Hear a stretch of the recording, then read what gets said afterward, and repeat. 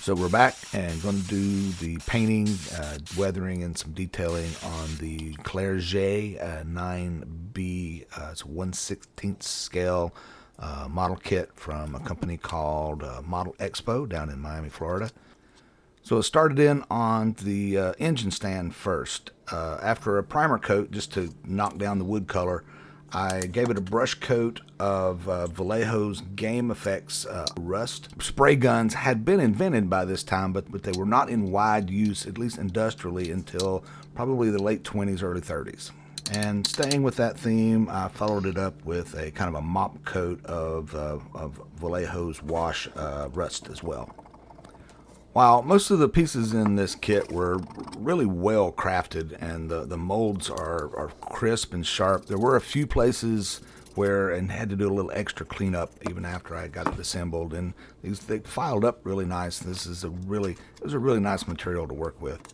After a quick masking job, I went straight in with mixing the color for this kit.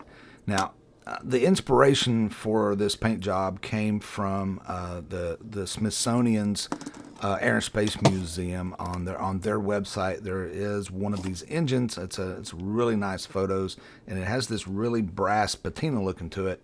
But I understand it's a protective coating because most of those were, they're not made out of brass. That really wouldn't hold up. I've developed a little bit of a special technique for airbrushing these metallic paints by adding just a little bit of alcohol, and not isopropyl alcohol. This is straight up regular methanol, either the liquor store variety or the hardware variety. Either one will work. The reason for this is, at least so far, I've not had any bad reactions between the paint and the methanol, whereas in isopropyl alcohol, I've actually had it just jelly up the paint until it just stopped your airbrush up, and it wouldn't, hours of cleaning ahead of you, you know what I mean?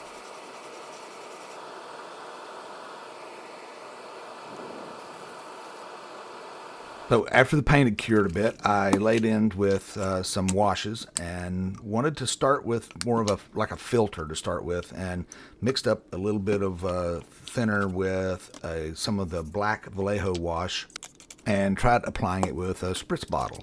Now, it went on really nice and it looked okay, but it just wasn't dark enough, and a couple more coats wasn't going to do it. So I just ditched that effort and went with a straight wash through the airbrush and just poured it to it. After letting that set for a couple minutes, I came back with a damp Q-tip and cleaned up the areas I didn't want the wash on, like, the lifting rods and down around the crankcase.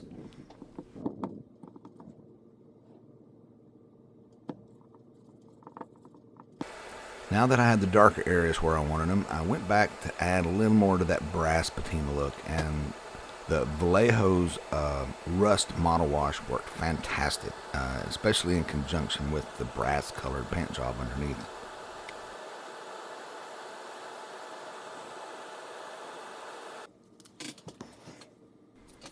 I did go a little overboard with the Q-tip action and took off more in places, but a little quick application with the brush and it put everything back exactly where I wanted it.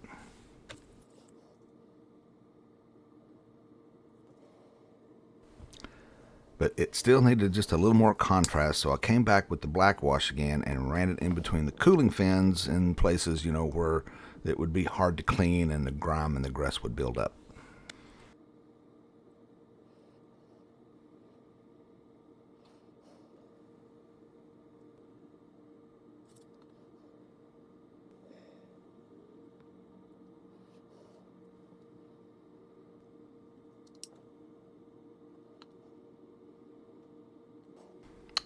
With that, the engine's about ready to be mounted, but we still have some details to go back and add to the engine stand. The kit came with these little bolt details that went on either side of the strap, but getting them installed was a pain. You don't actually see it here, but I dropped one of them, and it took me about 10 minutes to find it. That said, it looked pretty nice once it was all painted up and everything.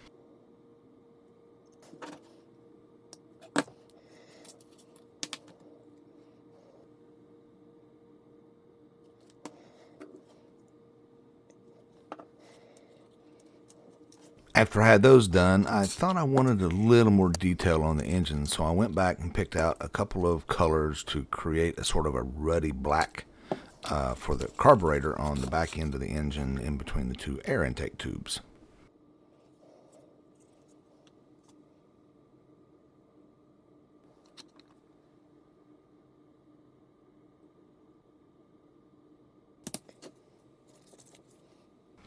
After that, this device here is called a rear engine support, and it's supposed to be painted zinc chromate green, which honestly I'd never heard of this color, but apparently it's a thing. And when I looked it up, the closest thing I had was Vallejo's game color goblin green, which I must say was pretty much a spot on match.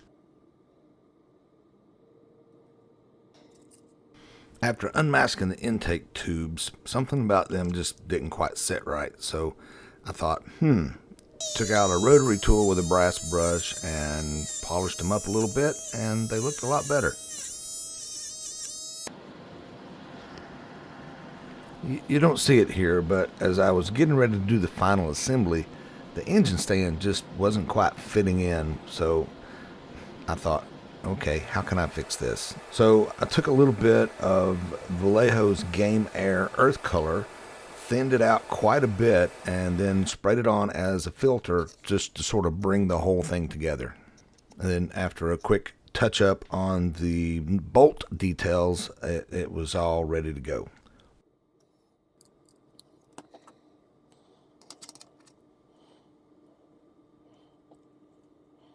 One thing to keep in mind with this type of a kit is this metal's actually got some weight to it, and that needs to be taken into consideration during the assembly so that you get everything balanced right. It's not really visible, but this one is leaning forward just slightly.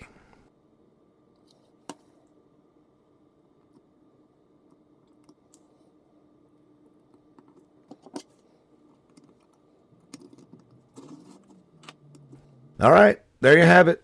There's one Clerget 9B 9-cylinder rotary engine. It's ready for the propeller, which will be another video as soon as I teach myself how to carve one. In the meantime, if you've not seen the first one, it's on the left here, and YouTube thinks you'll like the one on the right. So thank you all again very much, and go make something.